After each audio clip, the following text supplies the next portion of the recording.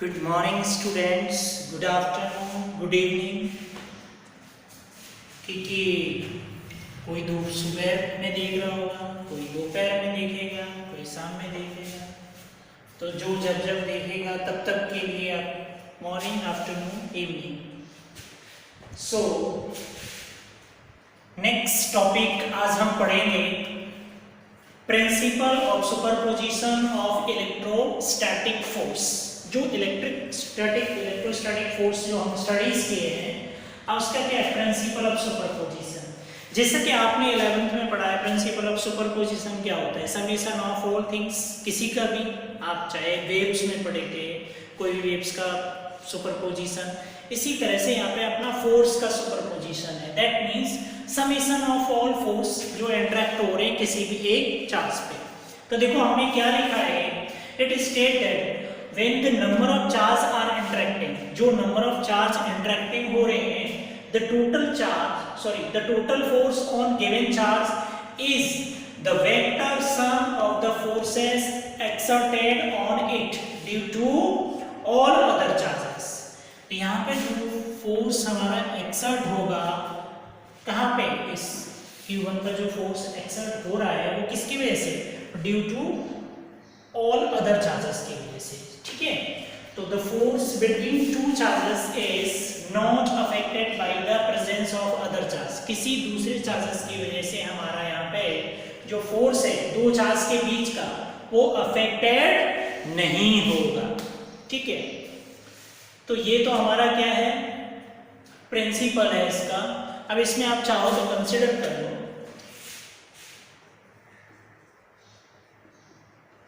Consider n number of charge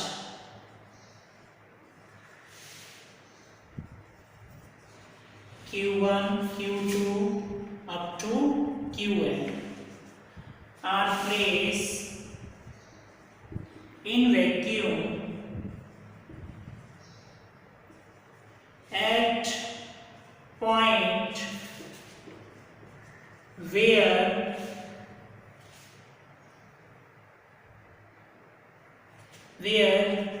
the position vector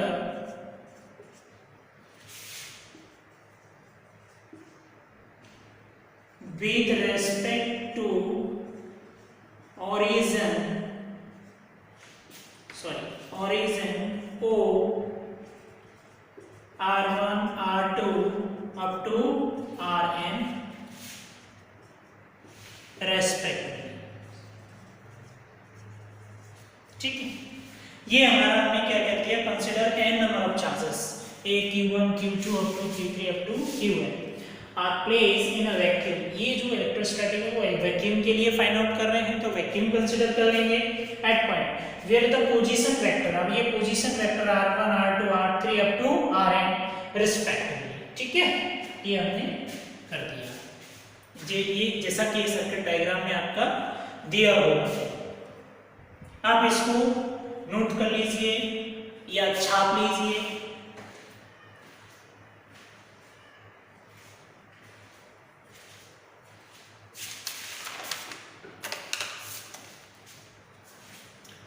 इसको रब out करते हैं।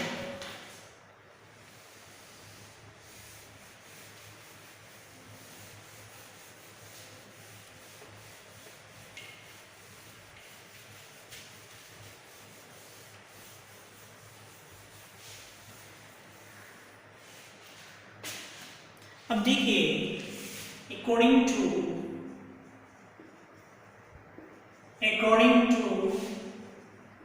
the principle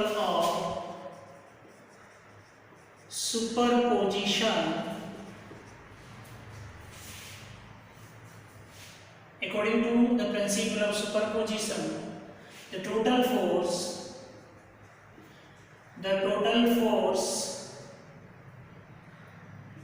on charge Q1 is given F1 equals to F12 vector plus F13 vector plus dot dot dot plus F1n vector. Equation में हमने up to n ले लिया, इसमें दिखाया नहीं है बट आप समझ लीजिए। ये देखो r1 है, ये r2 है, r3 है, अप टू rn भी हो सकता है, ये q1 है, तो ये पोजीशन वेक्टर r12 हो जाएगा 1 से 2 और ये r13 हो जाएगा। इस पर फोर्स लग रहा है हमारा चार्ज q1 और q2 की वजह से, तो फोर्स क्या होगा F12 फोर्स। और इस पर जो फोर्स लग रहा है F13 वो चार्ज किसके q1 और q3 की वजह से एक्ट हो रहा है, तो ये हो गया हमारा फोर्स F13। अप टू क्या लग सकता है F1n तक फोर्स लगता है।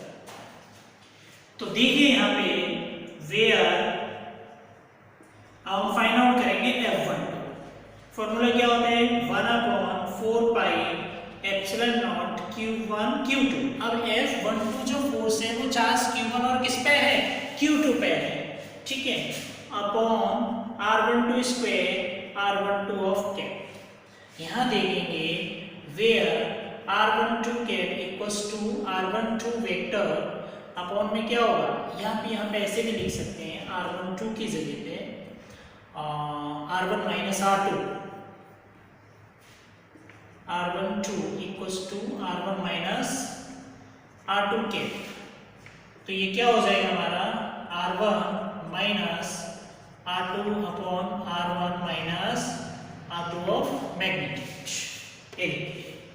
आप यहाँ पे रख सकते हैं इसको, तो F12 vector equals to 1/4 pi epsilon naught q1 q2 upon, अब ये क्या है r1 minus r2 of whole square, और यहाँ क्या होगा r1 minus r2 upon r1 minus r2 of magnitude. That means ये क्या हो गया 1/4 pi epsilon naught q1 q2 upon r1 minus r2 of whole cube into r1 minus r2। ये आया है। सिमिलरली F13 पे फोर्स देखिए क्या होगा 1/4 pi epsilon naught q1 q3 upon r1 minus r3 of magnitude of A cube, और ये r1 minus r3। ठीक है, यहाँ पे q1 q2 की जगह तो r1 में पोजीशन वेक्टर, यहाँ पे पोजीशन वेक्टर क्या है r13, तो r1 में से क्या माइनस हो रहा है r3, r1 minus r3 of whole cube. और यहाँ पे होगा F1n of vector equals to 1/4 pi epsilon naught, और ये q1 qn upon r1 minus rn of whole cube into r1 minus rn। ये आपका वैल्यू आ गया F12 का, F13 का, F1n का। इस सारी की सारी वैल्यू क्या करना है मैनिपुलेट करना है इक्वेशन नंबर 1 में। यहाँ पे आप लिख देंगे put the value of F12, F13 and F1n in equation 1। सारी की सारी वैल्यू हम इक्वेशन अभी 1 में रखेंगे, ठीक है। ये आप सर्किट डायग्राम भी बना लीजिएगा, क्योंकि अभी हम पूरा रन आउट करेंगे, उसके बाद सारी वैल्यू रखेंगे तो एक्सप्रेशन थोड़ा सा बड़ा है, ठीक है। हो गया, नोट इट, ओके।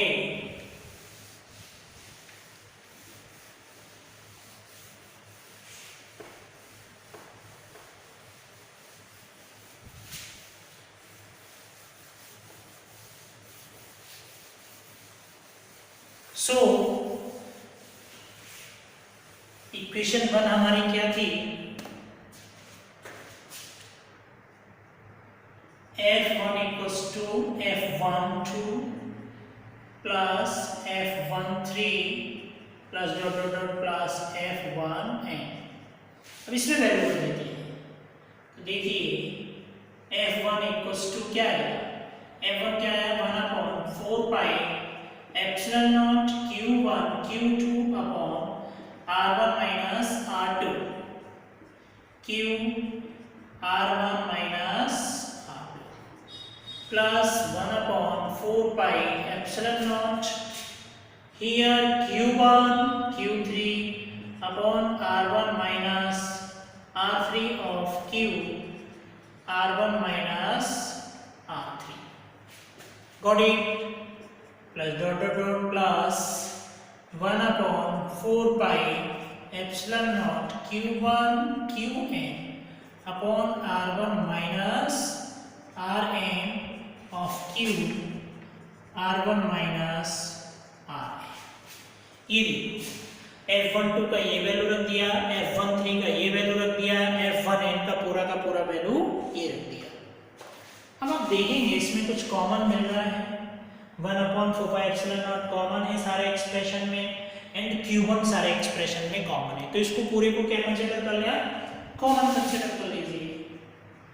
तो F1 equals to Q1/4 pi epsilon, इसको क्या लिखेंगे, Q2 upon R1 minus R2 और ये R1 माइनस R2 प्लस इधर क्या बचेगा, Q3 upon R1 minus R3 और ये R1 minus R3 plus dot dot dot और here is Qn upon R1 minus Rn upon whole cube R1 minus Rn।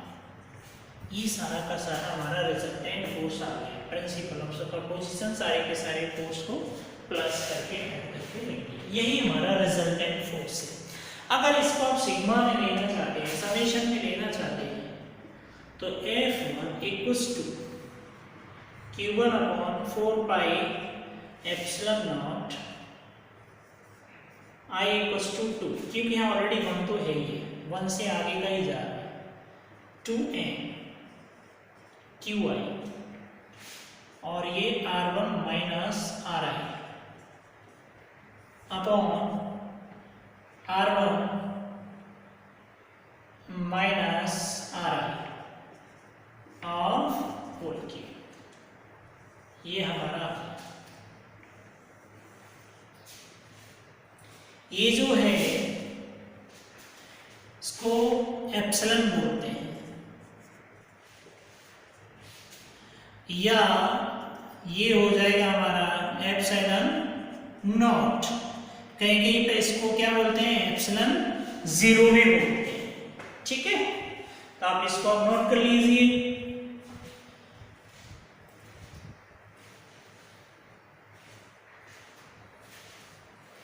Note हो जाए पूरा तो बता दीजिए।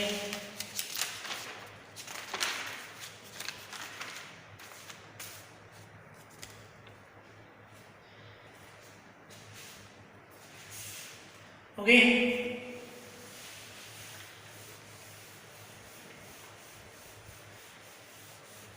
ये हो गया हमारा principle of superposition of electrostatic force. Now अब हम पढ़ेंगे बहुत ही इंपॉर्टेंट परमिटिविटी या रिलेटिव परमिटिविटी।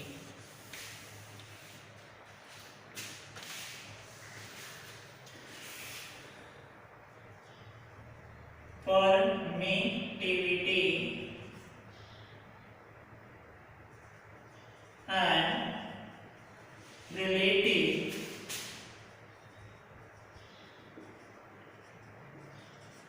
या रिलेटिव परमिटिविटी क्या होता है एक्चुअल में। तो आप देखिए, परमिटिविटी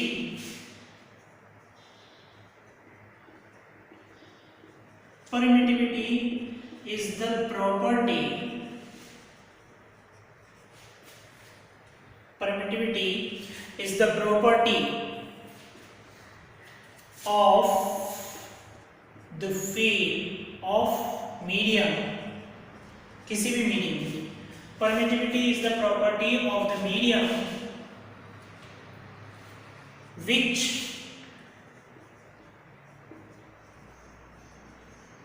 determine the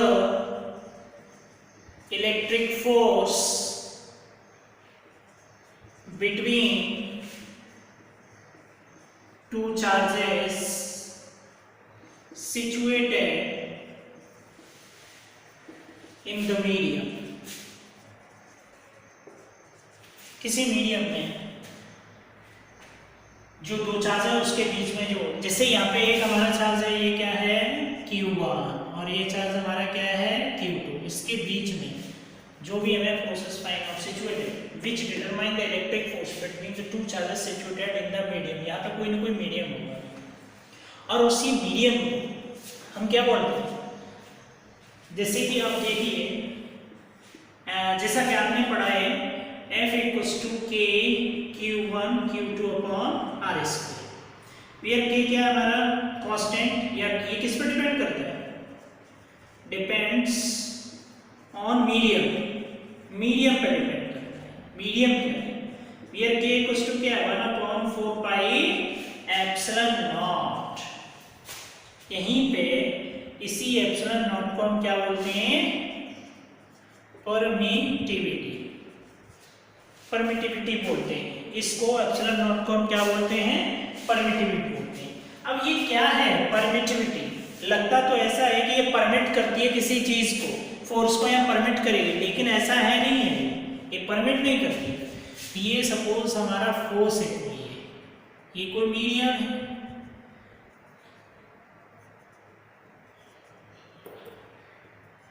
इस मीडियम में ये हमारी क्या है परमिटिविटी होती है, दो चार्जेस के मीडियम में ये परमिटिविटी होती है।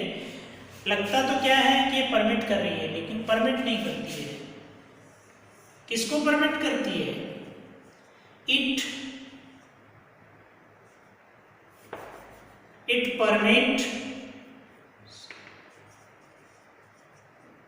permits its own field, अपने ही फील्ड को ये परमिट करती है उसमें, to decrease the force, force को डिक्रीज करने के लिए सिर्फ अपने ही फील्ड को ये यहाँ पे परमिट करती है। अब यहाँ पे फोर्स फाइंड आउट करेंगे ना, तो जब ये अपने आप के फील्ड को परमिट कर दी तो यहाँ पे फोर्स क्या होगा, कम होगा फोर्स, गॉट इट। और इस एप्सिलॉन का तो वैल्यू पता ही है क्या होता है, 8.85 into 10⁻²⁰ क्या होते हैं पर एम स्क्वायर। और एप्सिलॉन नॉट बोलो, ये जो एप्सिलॉन नॉट है ना, ये किसी फ्री स्पेस के लिए, फ्री स्पेस या वी हैव टू से वैक्यूम के लिए, ये जो एप्सिलॉन नॉट है, जो परमिटिविटी है, वो फ्री स्पेस या वैक्यूम के लिए ही है।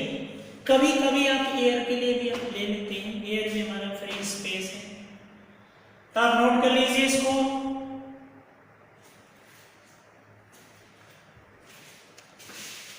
हो गया, ओके।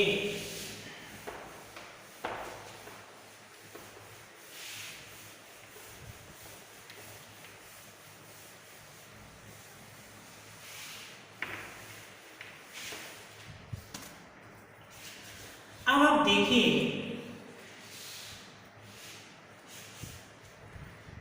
किसी भी मीडियम में अगर हमारी ये क्या होगी, मिनिमम होगी, अगर ये बहुत कम है तो फोर्स क्या होगा हमारा, मैक्सिमम होगा।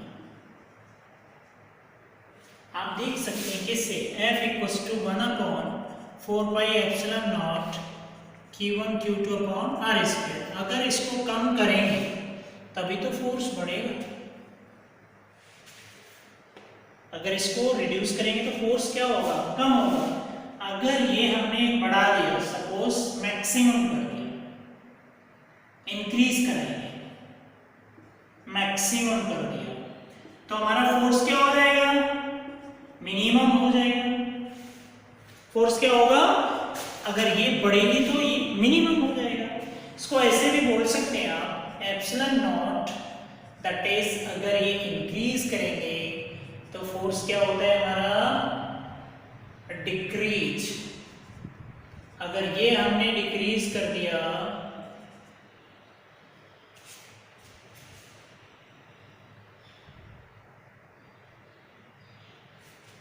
अगर इसको डिक्रीज कर देंगे तो फोर्स क्या हो जाएगा हमारा, मैक्सिमम। इज इट क्लियर और नॉट? अब देखिए इसमें एक बड़ा इंटरेस्टिंग है, इसका मतलब ये, अब ये तो फ्री स्पेस थी, ये एम मतलब किसी मीडियम की परमिटिविटी,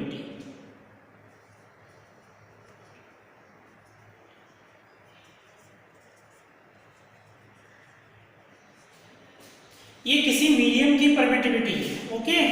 तो आपको पता है फ्री स्पेस या हमारी नॉर्मल वैक्यूम से तो ज्यादा ही होगी, तो वो ज्यादा होगी किससे, फ्री स्पेस से। यहां से ये समझ में आता है कि जो हमारा फोर्स होगा किसी भी मीडियम में वो कम होगा, कौन से, वैक्यूम वाले फोर्स से। बड़ा इंपॉर्टेंट बात समझ रहे हैं ना, कि अगर किसी मीडियम की permittivity already space, free space vacuum से तो ज्यादा ही होगी, तो इसका मतलब जब ज्यादा होगी तो किसी मीडियम का फोर्स क्या होता है, कम होता है। परमिटिविटी जब ज्यादा होती है तो फोर्स क्या होता है, कम। परमिटिविटी जब कम होती है तो फोर्स क्या होता है, ज्यादा होता है। ठीक है, नोट कीजिए इसको।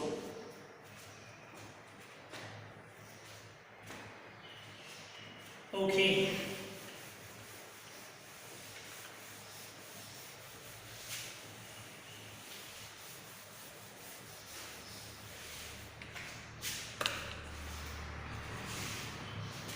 for vacuum या free space permitting, for vacuum या free space the force F vacuum equals to 1 upon 4 pi epsilon naught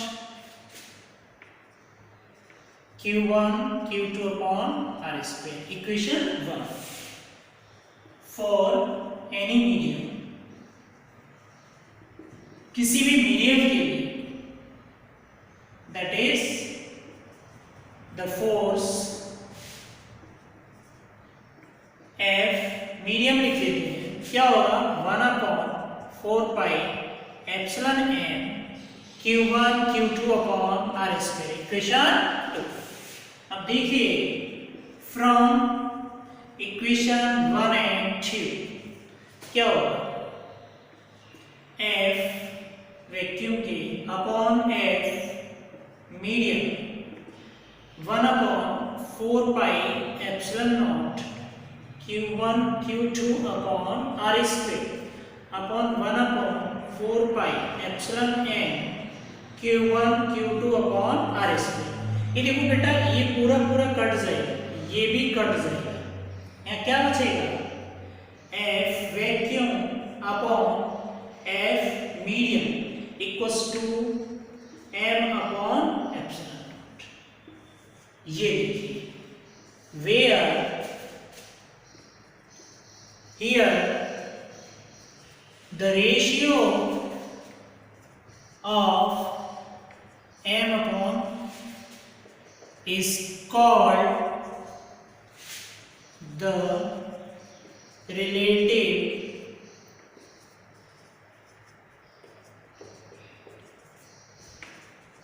permeability। इसको हम क्या बोलते हैं, रिलेटिव परमिटिविटी बोलते हैं।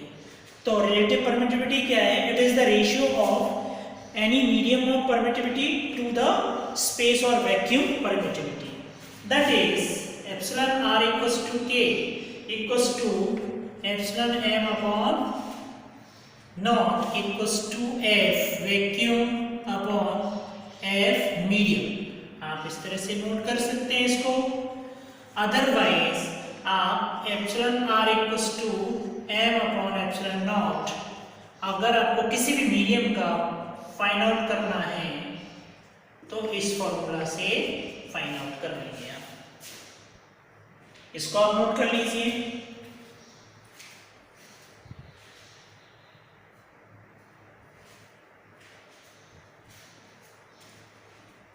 यहां से हम फाइंड आउट करेंगे किसी की भी परमिटिविटी।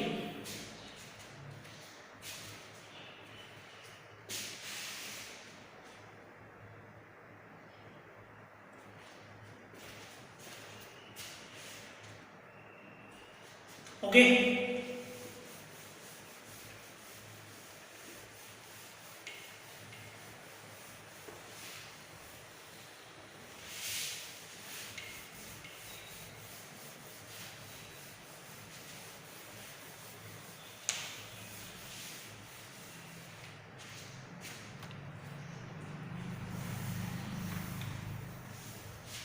अभी फाइंड आउट किया है epsilon m equals to epsilon r into epsilon not.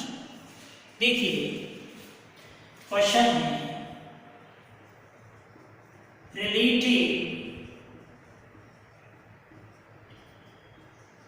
relative permittivity of water is, suppose कितना कंसिडर करो, कुछ भी ले लो, 60 ऐसे ले ले, then find the permittivity of water का फाइंड आउट करना है। एक्चुअल में रिलेटिव परमिटिविटी ऑफ वाटर दिया है एप्सिलॉन आर इक्वल्स टू, ये देखो एप्सिलॉन नॉट, ये m अपॉन 0। तो मीडियम अब यहाँ पे क्या हमारा वाटर है, तो यहाँ पे क्या ले लेंगे w। Relative permittivity of water का कितना दिया है 60 equals to w upon naught, cross multiply करेंगे क्या हो जाएगा 60 इंटू एप्सिलॉन नॉट। अब देखो 60, इसका वैल्यू हमको पता है 8.85 इंटू 10⁻²। इसका हमारा रिलेटिव ये परमिटिविटी ऑफ वाटर का आ जाएगा, किसका वाटर का आ जाएगा परमिटिविटी, नोट कर लीजिए।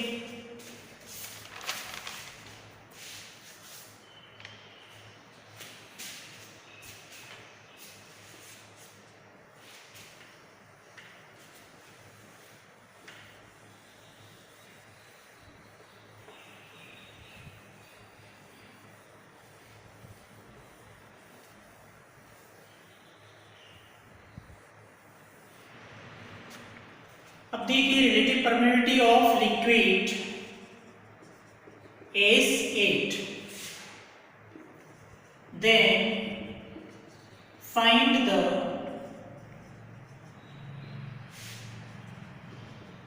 permittivity of liquid। Simple, liquid का फाइंड आउट करना है R इंटू एप्सिलॉन नॉट, जैसा कि वो फॉर्मूला में आपको देखा है।